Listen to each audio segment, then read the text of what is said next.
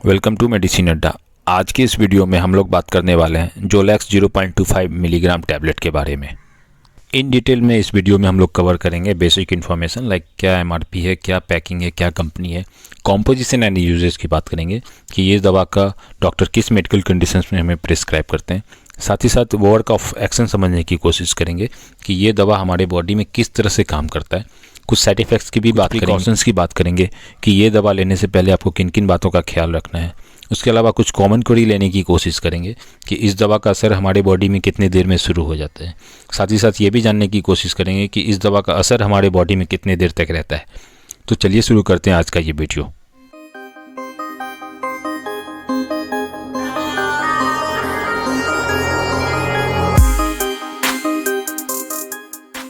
ना first slide में बात करें इसके बेसिक इन्फॉर्मेशन की, तो जोलैक्स 0.25 आपको टैबलेट के फॉर्म में देखने को मिल जाता है। कंपनी की बात करें तो ये इंटास फार्मा का आता है। पैकिंग की बात करें तो ये एक स्ट्रिप में आपको 10 गोली देखने को मिलेगा। एमआरपी की बात करें तो 17 रुपया 50 पैसा पर 10 गोली है मई 2025 में। नेक्स्ट स्लाइड में बात करें इसके कॉम्पोजिशन एंड यूजेस की कि ये दवा डॉक्टर हमें किस मेडिकल कंडीशंस में हमें प्रिस्क्राइब करते हैं।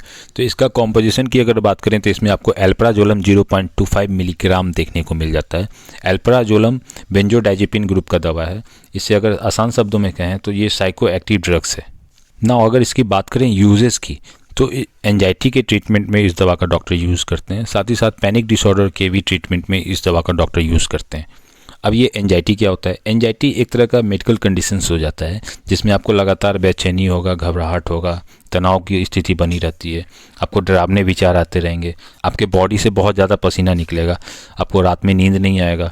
उसके अलावा आपको किसी को खोने का डर होगा, जो चीज़ें नहीं हुई हैं लेकिन आपको ऐसा होगा कि वो चीज़ें होने वाली हैं।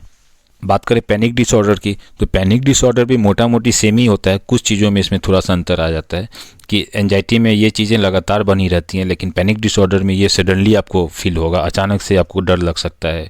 इस जो चीज़ों को मैंने बताया वो आपको सडनली एक टाइम ऑफ फ्रेम में आपको ये चीज़ें देखने को मिल जाती हैं।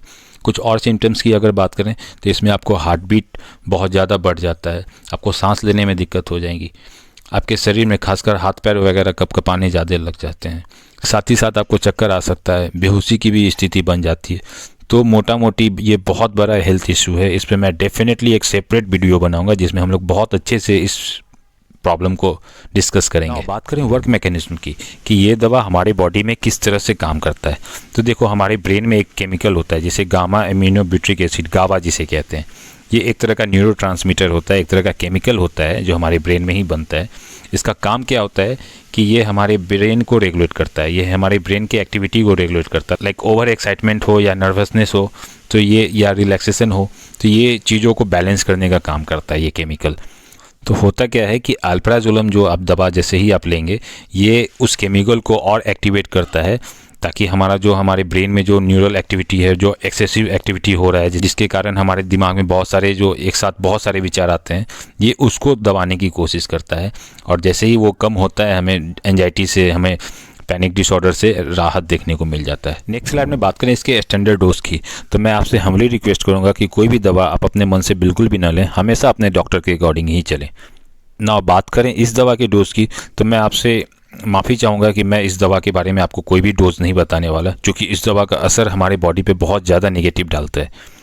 इस दवा का डोज आपके डॉक्टर बेहतर डिसाइड कर सकते हैं, तो आप हमेशा अपने डॉक्टर के अकॉर्डिंग ही इस दवा को लें। बात करें प्रिकॉशंस की कि ये दवा लेने से पहले आपको किन किन बातों का ख्याल रखना है। तो अगर आपके डॉक्टर ये दवा आपको प्रिस्क्राइब करते हैं तो आपको शराब के सेवन से बचना चाहिए, क्योंकि होता क्या है कि जैसे ही आप इस दवा के साथ आप शराब लेंगे इस दवा का निगेटिव इम्पैक्ट आपके बॉडी पे पड़ना शुरू हो जाता है। उसके अलावा बात करें तो आपको ड्राइविंग से भी बचना चाहिए या वैसी चीज़ों से बचना चाहिए जिसमें आपको अलर्टनेस की ज़रूरत है, क्योंकि जैसे ही आप इस दवा को लेंगे आपको नींद आने की संभावना बहुत ज़्यादा बढ़ जाती है।